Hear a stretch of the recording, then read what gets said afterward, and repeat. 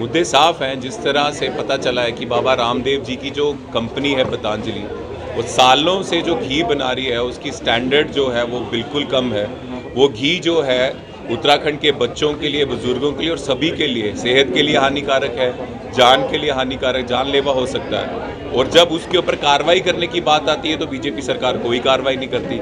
ऐसी गलती अगर कोई और कंपनी कर दे तो उनके ऊपर करोड़ रुपए का, 80 लाख का फाइन होता है। और अगर उतना ही फाइन अगर इस कंपनी में करना हो तो कम से कम 500 करोड़ का फाइन होता है बाबा रामदेव जी की कंपनी पे, पतंजलि पे।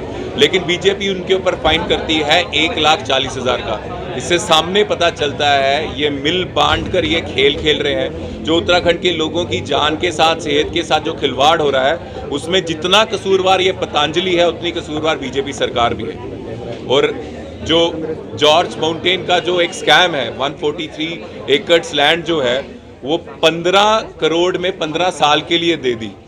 तो ये सबसे बड़ा धक्का है। जो भारत माता की ज़मीन उत्तराखंड में है वो बालकृष्ण जी को, जो राइट हैंड है बाबा रामदेव जी को, उनको दे दी है।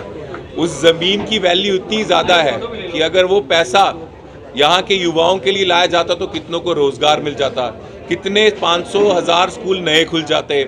लेकिन नहीं, वो सारी ज़मीन जब उनको दी है वो भी घपले से। ये पता चलता है कि बीजेपी का जो इंक्लूसिवनेस है पतंजलि से, बाबा रामदेव जी से, ये पैसे का लेन देन है। और इसी रिश्ते के कारण चाहे उत्तराखंड के युवा हो, उनको रोज़गार नहीं मिल रहा, चाहे उत्तराखंड के जो मीडियम स्केल इंडस्ट्रीज जो व्यापार करना चाहते हैं उनको सामान्य ज़मीन नहीं मिल रही। क्योंकि बड़े प्लेयर बाबा रामदेव जैसे उत्तराखंड के जो नए युवा हैं उनको रोज़गार, उनको नया बिजनेस नहीं ओपन होने देंगे, क्योंकि उनके ऊपर फाइन ज़्यादा डलवा देंगे या वैसी सर्कमस्टेंसेस बना देंगे जिससे उनका बिजनेस खराब होगा। और ख़ास तौर से जो ज़मीनें हैं, भूमि माफिया है, उत्तराखंड की ज़मीन अगर इनको दी जा रही है और उससे ये अपना बिजनेस कर रहे हैं और वैसा कारोबार कर रहे हैं जिससे लोगों की जान को खतरा हो, तो एक्शन लेना चाहिए।